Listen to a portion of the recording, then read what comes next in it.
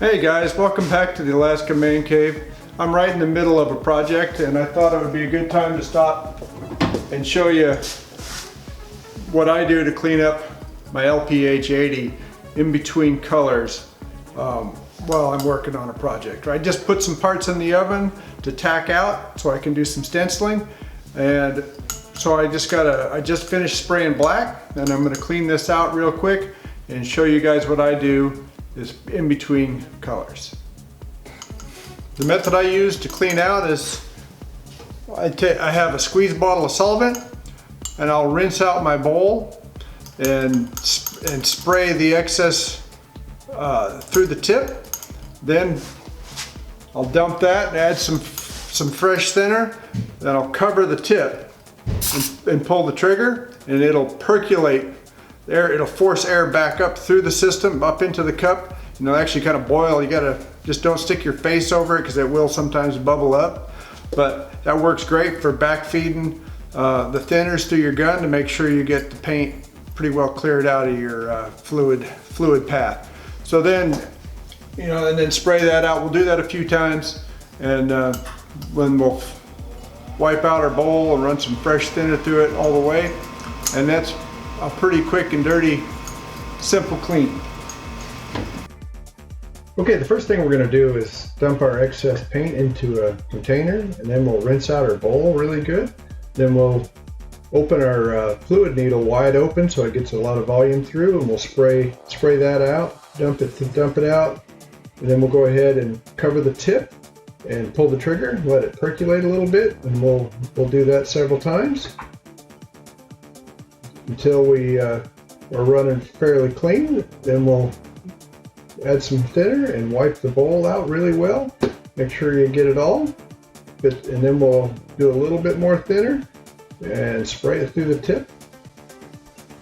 Once we run some thinner through the gun and you have the bowl wiped out well, we'll want to wet down our rag, and we'll give the outside of the gun a good wipe down and make sure that we get all the paint off of the outside of the gun so it doesn't harden up while we're waiting and doing other colors. So another thing I like to do after I've run the thinners through is I'll usually put just a little bit of thinner in the bottom of the bowl, and I will leave that in the gun until I'm ready to paint the next color. But make sure you remember to spray that out or dump it out before you put your next color in.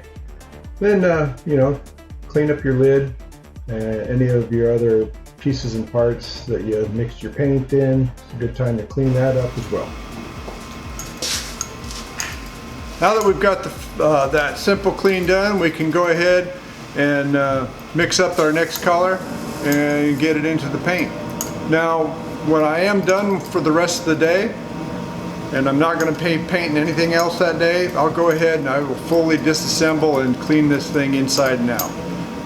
But in between colors, that quick method of cleaning your fluid path is all I ever do. It works out great for me. Alright, we're all done painting for the day. So now I'm going to have to clean out my gun and do a really good job cleaning it out, because I do take pride in my equipment, and these are very nice guns, and if you keep them nice and clean, they will last you a long time. So the first thing I'm going to do is I'm going to empty out the rest of the excess paint. Okay, we'll go ahead and give it a rinse.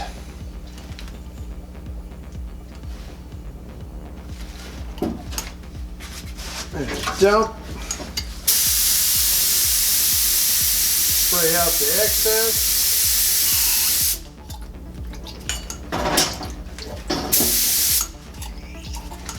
And just like when I do my my quick cleans, I'll percolate it a little bit.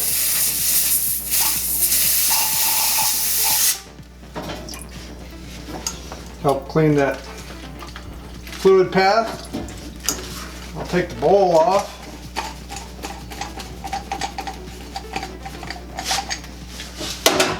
Go ahead and get this cleaned up first.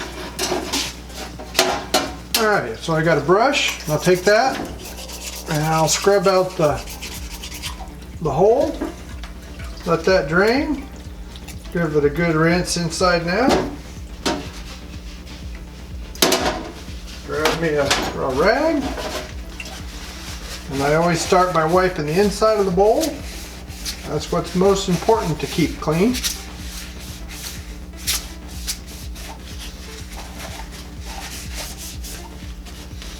That's good and clean. Then I'll usually wipe down the threads next.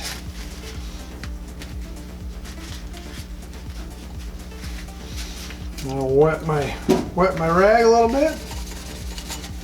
We'll go around, clean the outside of the bowl.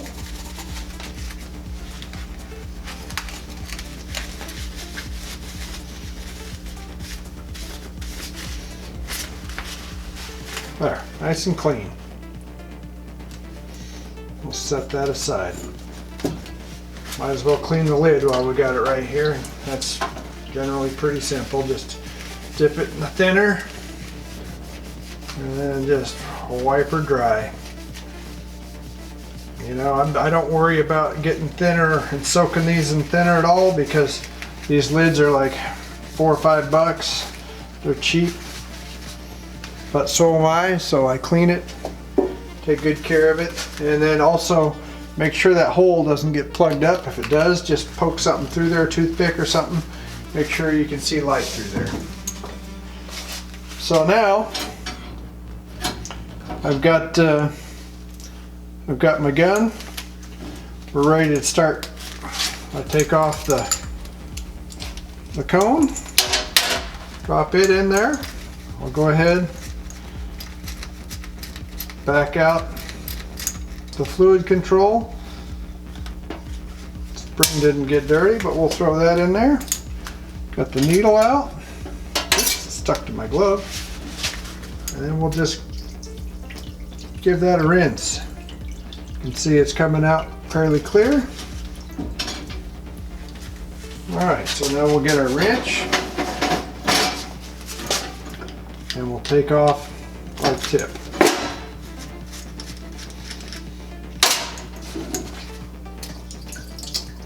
And we'll give it a good rinse. Take our little brush in there. And then I usually take that bigger one. Help keep the threads clean.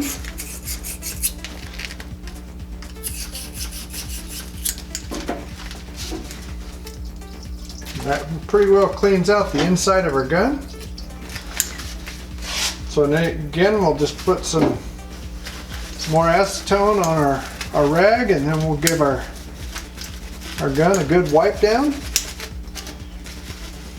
Still can see a little bit of the red from earlier. Might have to take I keep a couple of my old toothbrushes out here. Those work real good.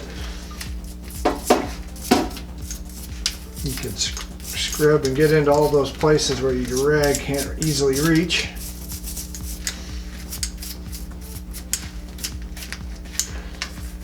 I like to make sure to keep behind the trigger clean. Underneath those knobs. All right. Give her one last wipe down.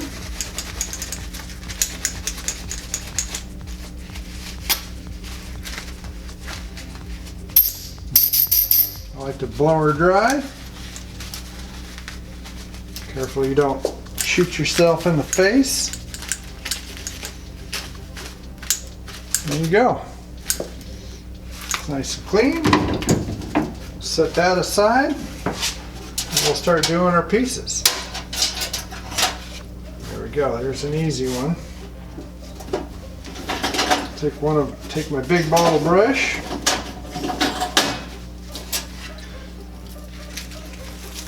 That'll work good for getting those threads good and clean. I can see there's a bunch of the red.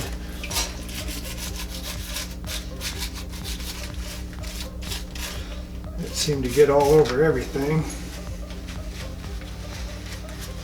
That's okay. We'll get that good and clean, wipe out the inside.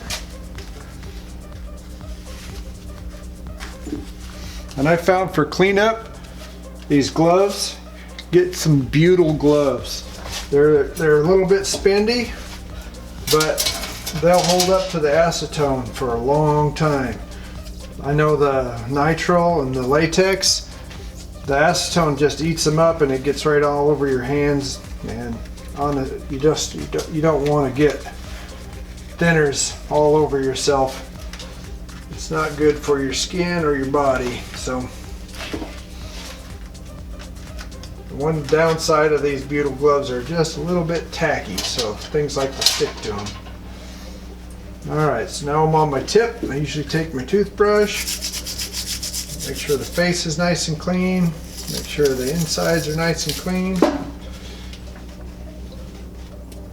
And I give it a good rinse, and then I'll take my bottle and I'll stick it right there in the air hole, and I'll give it a squirt, and I'll give that a squirt. And it's always good to have an assortment of these brushes. And I find that the smallest one here works really good for getting down into the... If you don't keep these nice and clean, you won't get a good consistent fan. I know that these LPH 80s are real susceptible to having a one-sided fan, so if you keep it nice and clean, you can keep that nice spray fan the way it's supposed to be. Okay, we'll get this one cleaned up. Here's our fluid adjustment knob. It's nice and clean. And our last thing is our tip, and as you can see, we've been running several different colors in there and we still have some red in it. So we're going to get our brushes again. We're going to run a brush down in there. There's lots of gook in there.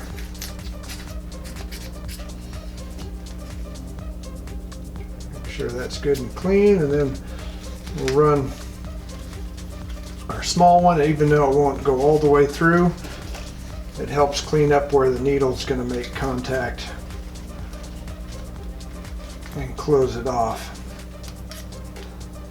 There we go. So now we'll just give this a good hose it out on the inside, spray everything around. As long as your gun is set and adjusted properly, you shouldn't ever have any paint leaking around the outside of it, but sometimes you do. If you don't tighten it up good enough, or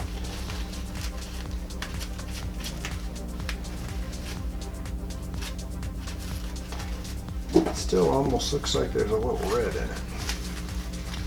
See if we can't get some down in this end. Yeah, that's better.